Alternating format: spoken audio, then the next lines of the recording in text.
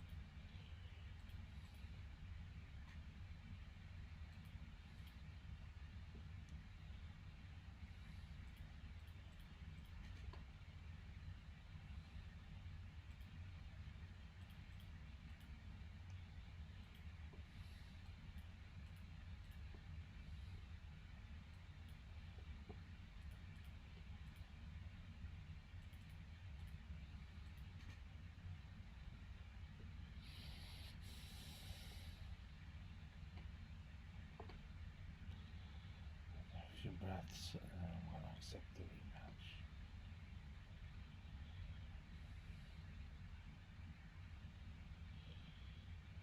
Let's see.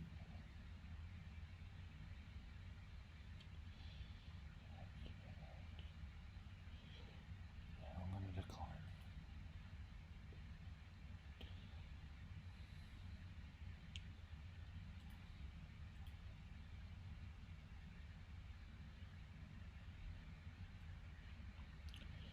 Okay, let's review that game that just occurred.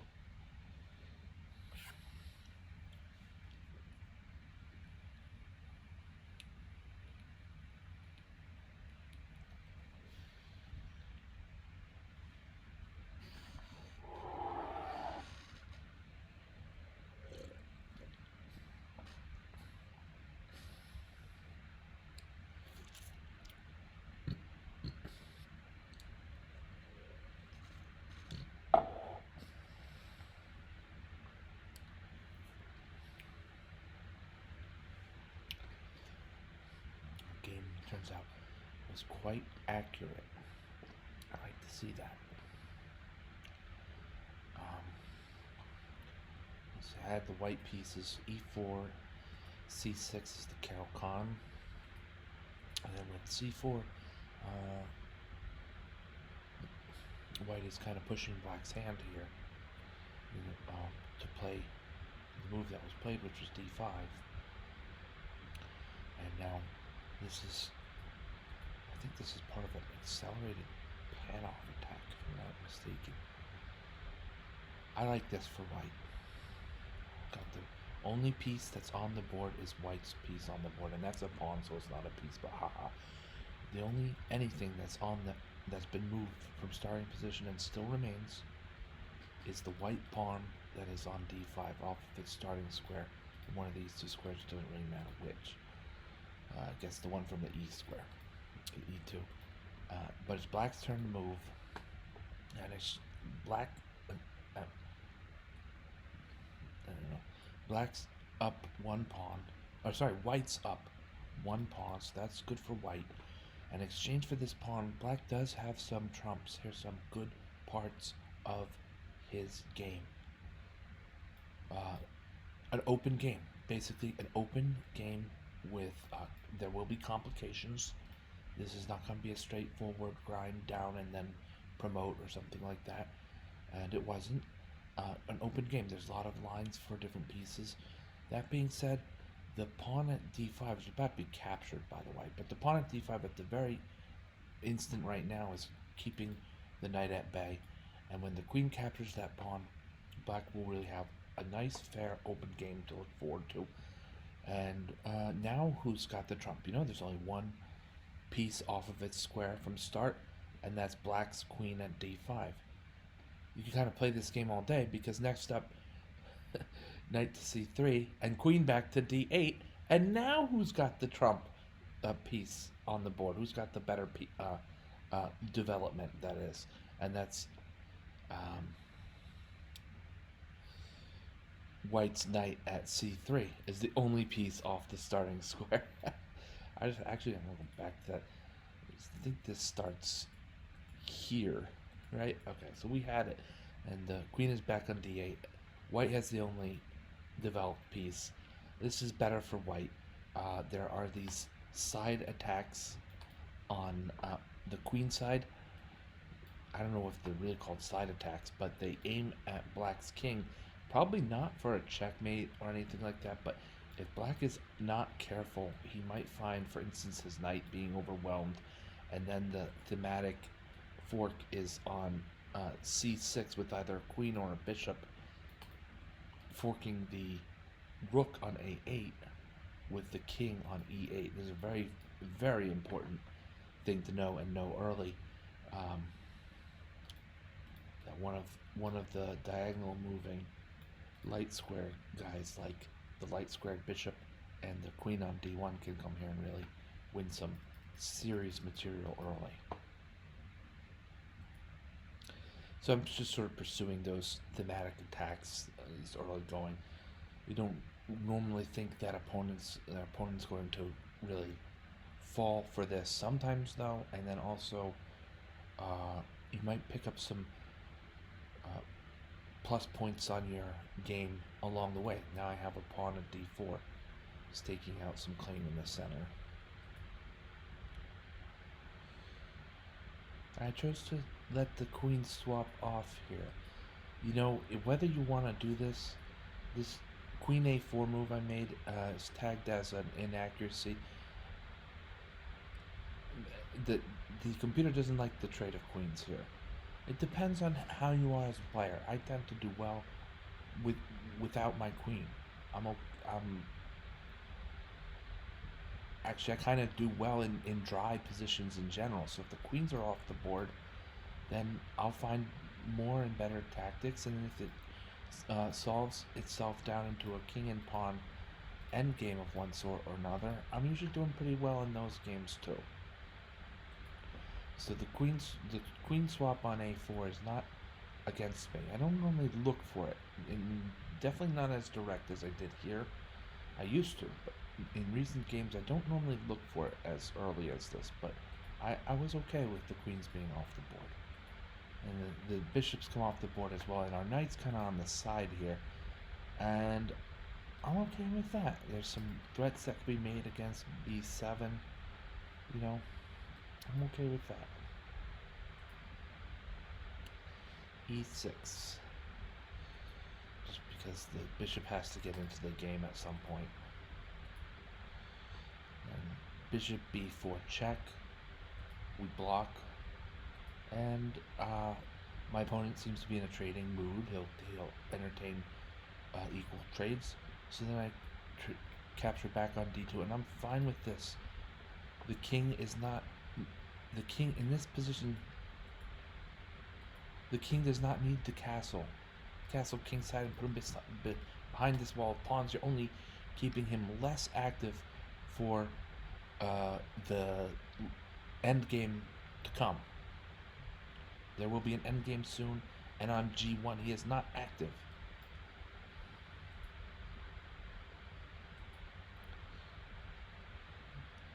King takes bishop. Notice the game has been smooth to this point. Right, we're looking at almost no advantage for white. We're at the 14th move, and it almost seems like later than that because all these pieces have been swapped off. Many of these pieces have been swapped off. So it looks, I mean, we're in the end game, but it's, you know, even. It's been even, all 14 moves here. Oh, well, now, black's 14th move breaks up that cycle just barely, and I'm grabbing the pawn here all day. With criticism, against criticism, with criticism, against criticism. And just simple, look at this is just simple threat and response. We're doing what's called, my opponent and I are doing what's called probing for weakness. We're making moves that we believe to be safe to our position, and we're trying to see if maybe this will cause a weakness in my opponent's position, or even a downright blunder in response, or mistake, or inaccuracy. It's called probing for weakness.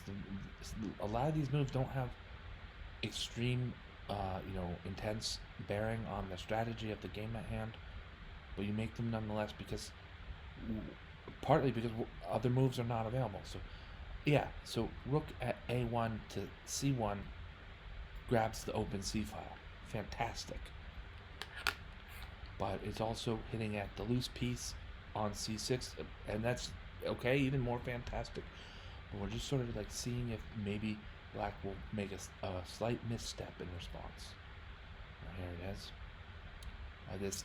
This knight to e4 check brings the king to e3, and the black knight has no place good to go. All these squares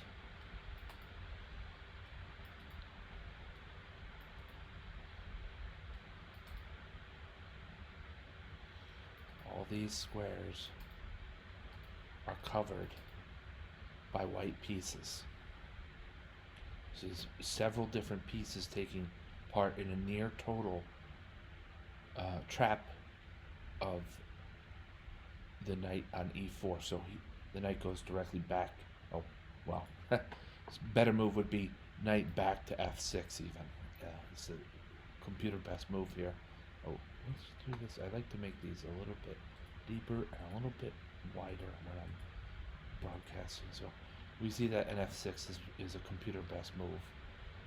But instead the inaccuracy, I don't think this to be an inaccuracy. This is a blunder in my book, respectfully. Knight takes d4, leads to knight takes d4, and now black is just down a full piece. You see what I was saying earlier about probing for weakness? Just kind of like probing for weakness, even if it's only slight pressure, then we're applying slight pressure to see if there will be a crack in black's response or some small crack in black's position.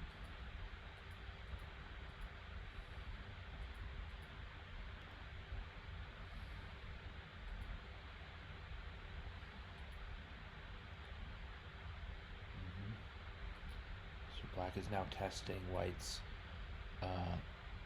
fortitude. Black is really testing the integrity of white's position. And there is a saving move here. After rook to a6, first of all, I cannot allow pawn to a4 and have these rooks just pushing pawns, or these rooks helping the pushing of these pawns on the a file. Soon enough, the rook on d8 is going to be attacking b2. So we block. It's not all captures and checks. We block on a6 with our rook. This pawn is now not going anywhere. We still have enough protection on the knight at d6. And now, whereas here with white to move some wasteful move like g3, like pawn to g3, and black could play a6. I was worried about a6 and how can I keep protection on the knight at d6.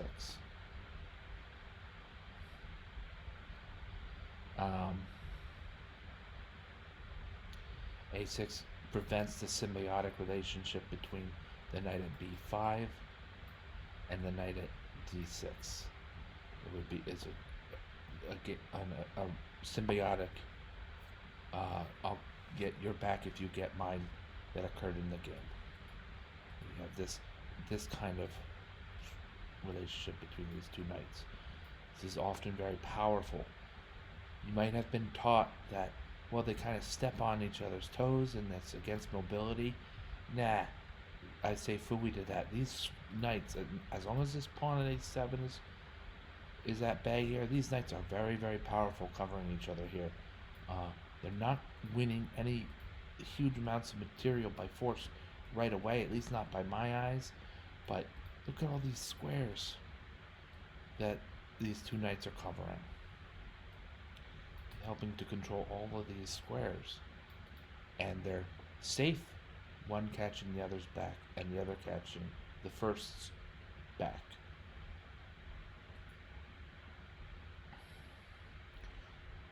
Knight to d7 is just mostly black is just want for meaningful counterplay here. Knight to d7 is a fine move. Knight to d7 is a fine move born out of the fact there are no truly great moves. And white captures an a7 and is now increasing his material lead.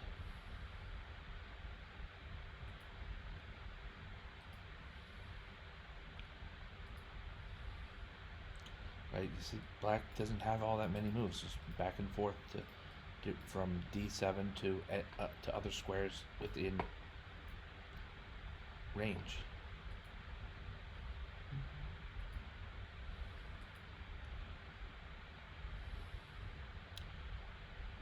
That's what do we think about knight takes f7? We know it's a good move from the computer, but in this position I calculated for a while. in this position with white to move, I calculated and saw that knight takes f7 poses no threat of losing material, wins the pawn on a7, and might end up winning more than that. Might, not necessarily, but might end up winning this knight on d7. Thinking the way for black to respond was rook takes a7. Yes, I believe that is the correct move. And then I capture black's rook on d8, and I've gone up another pawn.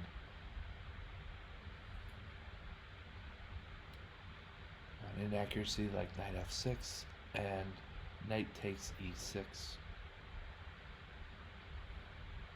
Now white has a strong material lead.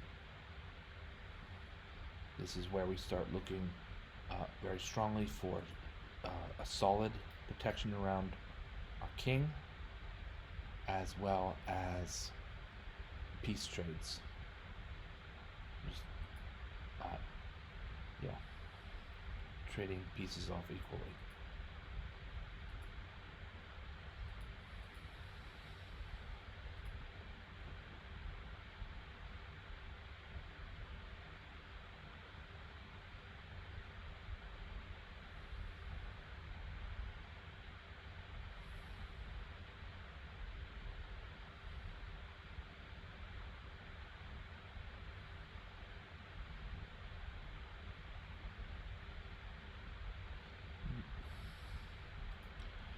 If you're in time pressure, or if you regularly play, very fast blitz or even bullet, these pawn races, even black is down to his king and his last pawn. You gotta be careful of these pawn races sometimes, and see where is the latest spot that my opponent's pawn can get to before I must capture it in order to prevent that pawn from queening. I calculated that to be it's almost visual, to be pawn to h3 here, and I was going to take a moment out of my pushing on my g pawn to capture the pawn at h3. So I capture that, and now there's no threat of some kind of sneaky promotion, in this case on g1, that could change things around and make a great game into a botched win. The g-pawn will be there. The g-pawn will be there after the capture on h3. It's not going anywhere. It's not going to... The king's way too far away, and it's not in the mood to just all-out explode here. Then the g-pawn will be there. And soon enough, there's checkmate. Queen to a8, checkmate. All right.